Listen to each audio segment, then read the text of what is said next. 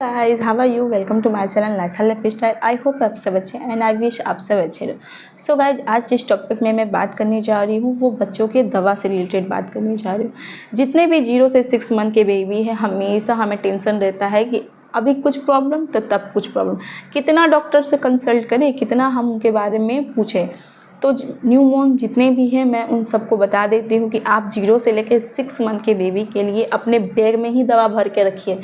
दिन भर का दवा अपने बैग में भर के रखिए, क्योंकि कभी भी उस चीज़ का प्रॉब्लम होता ही होता है। इसीलिए मैंने अपने बेबी के लिए अलग से एक बैग में उसका सारे मेडिसिन जितने भी होने चाहिए सारे मेडिसिन मैंने उसमें भर के रखे हुए हैं, ताकि वो जब भी उस बारे में दिक्कत हो, कुछ भी हो, वो आराम से मैं उसे दे सकूं, ताकि वो रात भर का प्रॉब्लम ना हो। क्योंकि न्यू मॉम जितने भी होते हैं ना, जब मैं भी न्यू मॉम थी, मुझे एक शुरू में कुछ पता आता था नहीं मुझे वो क्या होता था। वो रात भर रोती जाती थी और मैं रात भर उसे गोद में लेकर बैठी रहती थी। जब भी उसे मैं बेड पे लेटाने की कोशिश करती थी वो उठ जाती थी और काफ़ी ज़ोर से रोने लगती थी। तो मुझे इसके चलते रात भर जागना पड़ता था, क्योंकि मुझे उस टाइम पता ही नहीं था कि करना क्या है। बट आज मुझे पता है, सब कुछ पता है, क्योंकि मेरी अब 2-3 बेटियां हैं, जिसकी वजह से मुझे सब कुछ अच्छे से अब पता चल गया। फर्स्ट में उतना पता नहीं था, सेकंड में थोड़ा पता चला, फिर में पूरा का पूरा पता चल गया है।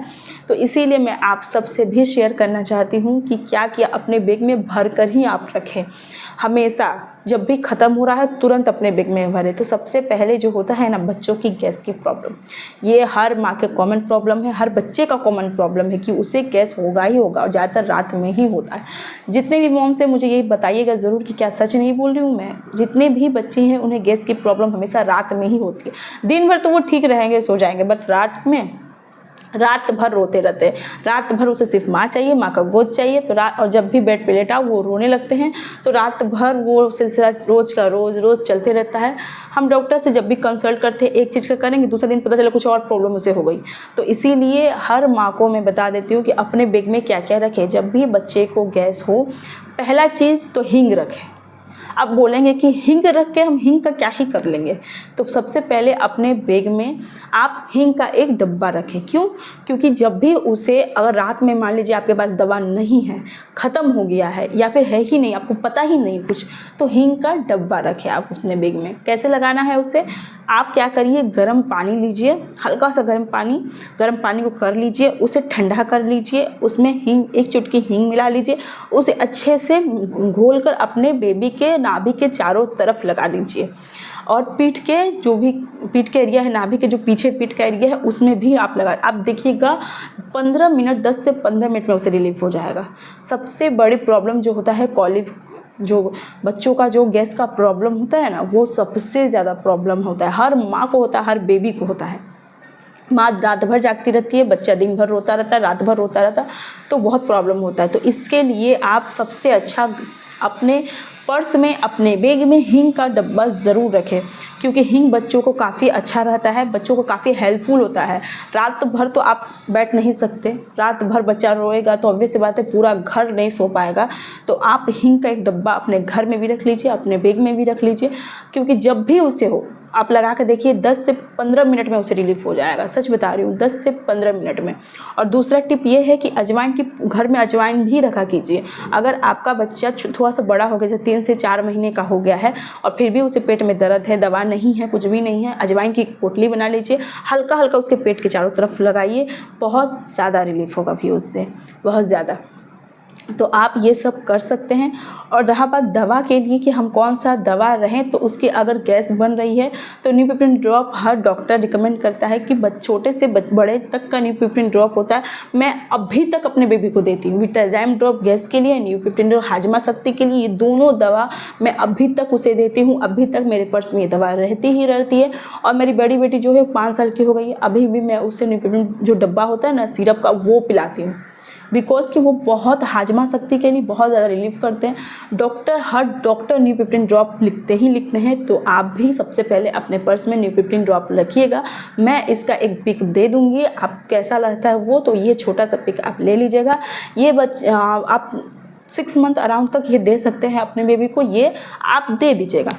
दूसरा तकलीफ़ होता है पेट दर्द का, सही कहा ना मैंने, पेट दर्द का भी बहुत ज़्यादा तकलीफ़ होता है बच्चों में। अब पेट दर्द के लिए घरेलू क्या उपाय है?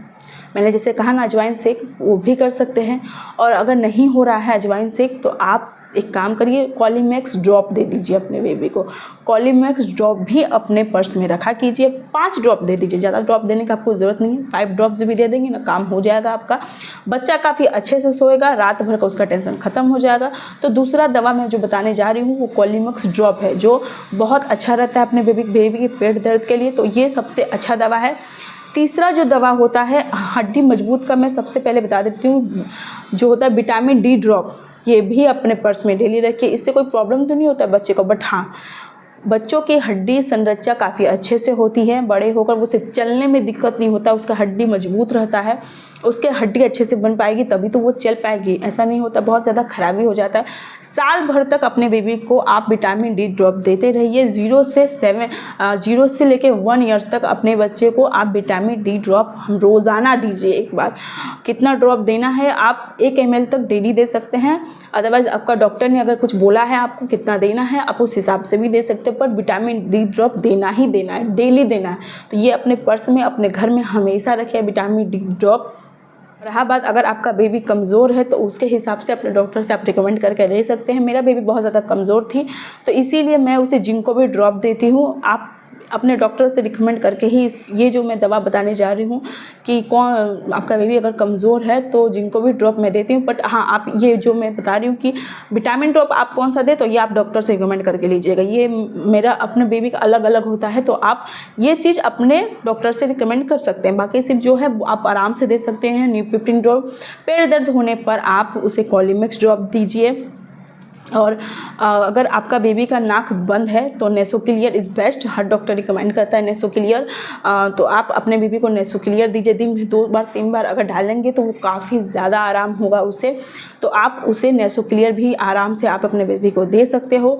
अगर अपने बेबी का आप रोज़ाना हगिस पहनाते हैं, रोज़ाना डायपर पहनाते हैं तो डायपर रेसेस क्रीम भी आता है। अब अगर उसे बहुत कम मात्रा में रेसेस है तो बेटनोवेट एन भी दे सकते हैं। मैं बेटनोवेट एन देती थी क्योंकि उसे काफ़ी ज़्यादा कम रेसेस थे, पर हाँ रोज़ाना मैं हग डायपर पहनाती थी तो काफ़ी ज़्यादा रेसेस भर गया था, तो इसीलिए मैंने उसे चेंज करके कीटो 4 कुछ है, कीटो 4X की कुछ है, उसका मैं पिक दे दूँगी, आप वो जाके ले लीजिएगा।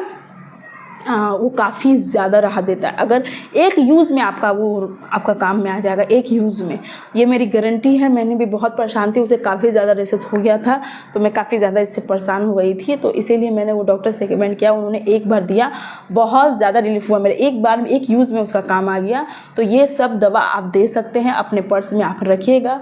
अगर बहुत ज़्यादा नाक बंद हो रहा है ये दे सकते हैं। पेट दर्द का मैंने बता दिया, खांसी सर्दी जो भी है ये अपने डॉक्टर से आप रिकमेंड कर लीजिएगा। खांसी के लिए क्या दें, मैंने खांसी के लिए एक एस्कोरिल LH ड्रॉप भी आता है, आप चाहे तो वो दे सकते हैं, बट अपने डॉक्टर से रिकमेंड कर लीजिएगा। जो मेन चीज़ है मैंने आप लोग को बता दिया। पेट दर्द के लिए कॉलीमैक्स ड्रॉप दीजिएगा। अगर उसे सर्दी है, नाक बंद है तो आप उसे नेसोक्लियर दे सकते हैं। और हाँ, बच्चे का जो होता है ना तंग, वो हमेशा सादा हो जाता है, जिसकी वजह से उन्हें बहुत प्रॉब्लम होती है, खाना खाने में प्रॉब्लम होती है, वो कुछ खा ही नहीं पाएगा। उसे क्या होता है ना, वो चुभने लगता है, जो सादा माउथ में पूरा दूध की वजह से, दूध पीने की वजह से उसके मुंह में पूरा सादा हो जाता है। तो आप कैंडिड माउथ दे सकते हैं, बिल्कुल आराम से कैंडिड माउथ दे सकते हैं। हर डॉक्टर लिखता है कैंडिड माउथ, तो वो आराम से आप दे सकते हैं। कान में आप ईयरबड बिल्कुल ना दें। बच्चों का एक होता है बेबी केयर के लिए एक वर्ड्स होता है, तो वो आप जॉनसन में भी मिलता है, आप आराम से वो यूज़ कर सकते हैं। अदरवाइज़ मैं कहूँगी उसमें कुछ मत डालिए। डॉक्टर से बोलिए, डॉक्टर आपको एक ड्रॉप देगा जो आपके ईयर में, बच्चे के ईयर में काफ़ी हेल्पफुल रहेगा। तो आप डॉक्टर से रिकमेंड करके उसे यूज़ करिए, अदरवाइज़ आप खुद मत करने की कोशिश करिएगा। अपने बच्चे को कान में साफा करने की कोशिश मत करिए। कोशिश करिएगा अंदर तक ना जाए, बाहर से ही आप हल्का फुल्का करके ठीक हो जाए। बच्चों के लिए जो आता है आप वही यूज़ करिएगा, आप दूसरा यूज़ करने की कोशिश मत करिएगा। तो ये सब कुछ टिप्स थे कि क्या आपके बेबी को फीवर आए तो उसके लिए आप सुमोल ड्रॉप दे सकते हैं। बच्चों को कितना देना है ये आप अपने पीडियाट्रिशियन से पूछ लीजिए, अच्छे से अपने डॉक्टर से रिकमेंड कर लीजिए अपने कि कितना देना है। पर सुमोल ड्रॉप आराम से आप अपने बेबी को दे सकते हैं। 5 ड्रॉप इज़ इनफ। जितने भी छोटे बच्चे हैं उन सबको 5 ड्रॉप ही दिया जाता है। काफ़ी ज़्यादा हेल्पफुल भी आपके बच्चों के लिए रहेगा ये सब। और ये मैंने 0 से लेकर 6 मंथ के बच्चों के लिए बताया है। अगर आपको और भी जानकारी चाहिए कि मुझे बड़े बच्चों का भी बताइए, जैसे 6 से 12 मंथ तक के बच्चों के लिए बताइए, तो वो